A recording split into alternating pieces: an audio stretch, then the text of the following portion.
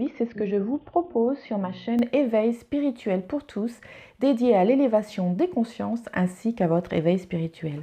Vous êtes mes éveillés préférés et le sujet de la vidéo d'aujourd'hui est une question. Est-ce que vous sabotez votre vie? Alors aujourd'hui, nous allons voir comment arrêter nos pensées destructives. Alors comme bon nombre d'entre vous le savent, nous pensons énormément tous les jours du matin au soir.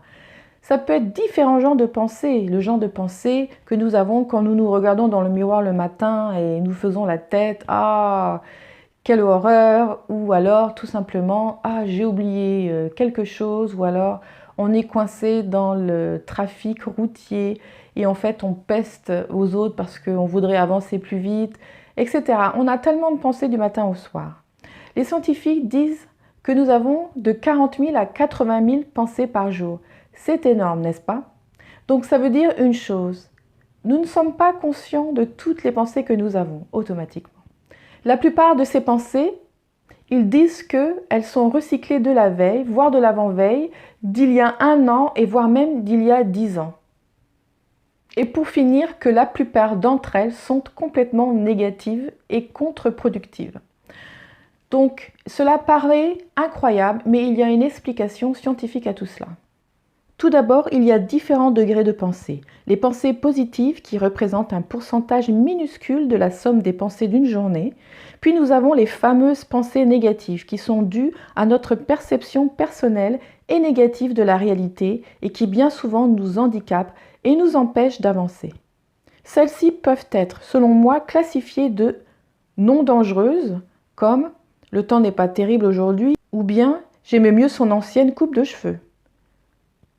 Nous avons aussi les pensées que je classifie de dangereuses pour notre bien-être, comme par exemple « je me déteste »,« je préférerais mourir que de continuer ce boulot » ou bien « je n'y arriverai jamais », etc. Nos pensées ont un impact direct sur notre vie puisqu'elles la façonnent. Si la plupart de nos idées sont négatives, alors à quoi peut bien ressembler notre vie ? Malheureusement, la plupart de nos pensées sont déclenchées par la perception négative que nous avons de notre environnement. Plus notre perception de celui-ci est négative, non seulement nous n'aimons pas ce que nous voyons, mais nous le rejetons, critiquons, condamnons et refusons, plus nous provoquons en nous de la peur, du stress, de l'anxiété, mais aussi de l'incompréhension, du pessimisme, du rejet, voire même de la violence. Nous créons ainsi de nouvelles pensées du même ordre, ce qui devient une histoire sans fin. Une boucle de négativité dans laquelle nous sommes coincés. Et à force de penser les mêmes pensées, elles deviennent une habitude et partie intégrante de notre système de fonctionnement. En d'autres mots, nous ne nous rendons pas compte de toutes nos pensées. Nous sommes alors en pilote automatique et notre vie se dirige d'elle-même vers ce que nous croyons être le destin entre guillemets ou la malchance entre guillemets, sans que nous nous en rendions compte, alors qu'il s'agit tout simplement, on pourrait l'appeler, un programme qui s'est formé depuis notre naissance grâce et à cause de la capacité qu'a notre cerveau d'enregistrer tout ce qui est percevable via nos 5 sens et auquel nous avons appris à réagir avec l'aide du formatage de nos sociétés. Ce qui est bien ou mal, bon ou mauvais, acceptable ou pas, succès ou échec, beauté et laideur, etc. Aussi appelé conditionnement. Notre perception, si vous vous souvenez qui est négative pour la plupart, vient de là. Ce n'est donc pas notre faute, mais c'est devenu notre programme. Donc nous sommes très peu conscients des pensées que nous avons et nous pouvons en fait diviser le cerveau en 3 parties. Le conscient, l'inconscient et le subconscient. Le conscient est la partie en charge de l'analyse de l'information et du raisonnement. C'est là où nous vivons nos expériences et d'où notre réalité est perçue. C'est le haut de la pyramide. Ensuite, il y a des filtres. L'inconscient, c'est le programme de base, le disque dur. On ne peut pas le modifier et il régule nos fonctions biologiques. Respiration, contraction des muscles, le cœur qui bat, les douleurs, la digestion, l'instinct de survie, avec la peur qui est un programme, etc. Le subconscient qui est une vraie machine à enregistrer et où sont rangés nos souvenirs, émotions et sensations de cette vie et de celle de notre lignée et de nos vies antérieures. Le niveau conscient de notre cerveau représente une toute petite partie seulement, comparée à celle qui nous gère, le subconscient et l'inconscient. Donc si nous avons des traumatismes liés à l'enfance par exemple, ils sont enregistrés et souvent nous ne nous en souvenons pas et ils mènent notre vie en quelque sorte. Prenons un exemple. Imaginez l'impact que un sentiment d'abandon peut avoir sur nos relations amoureuses. Ensuite, il est facile d'imaginer pourquoi on dit des choses comme « Oh, les hommes tous les mêmes » ou les femmes, bien entendu.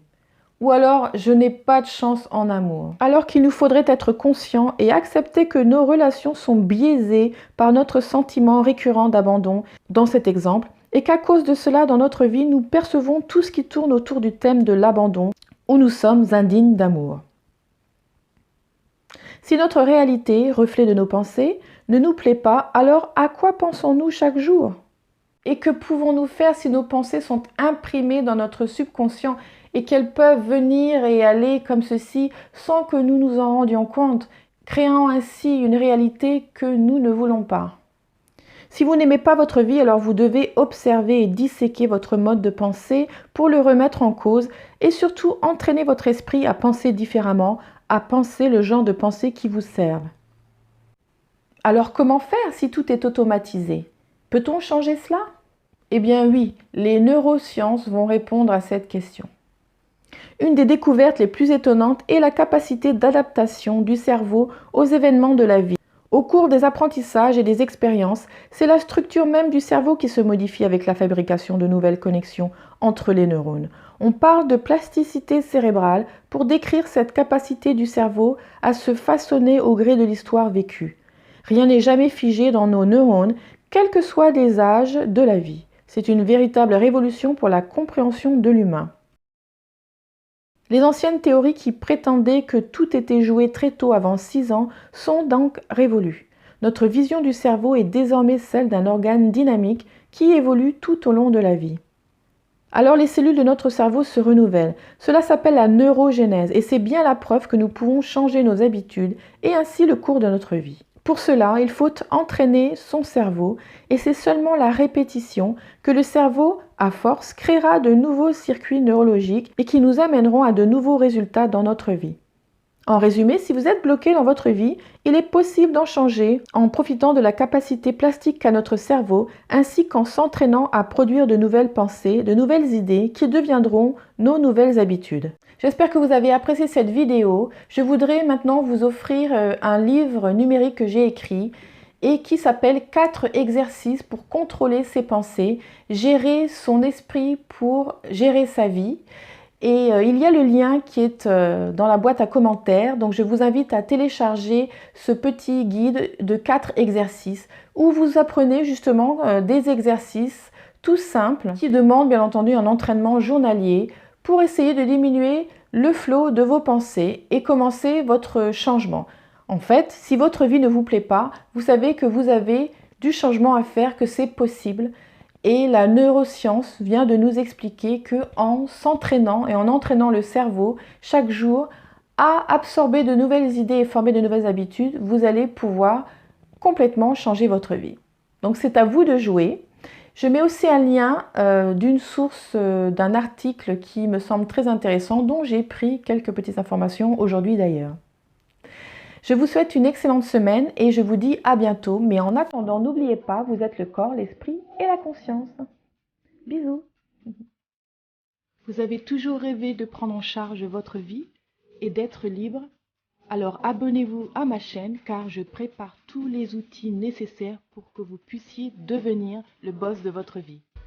Je sors une vidéo tous les week-ends.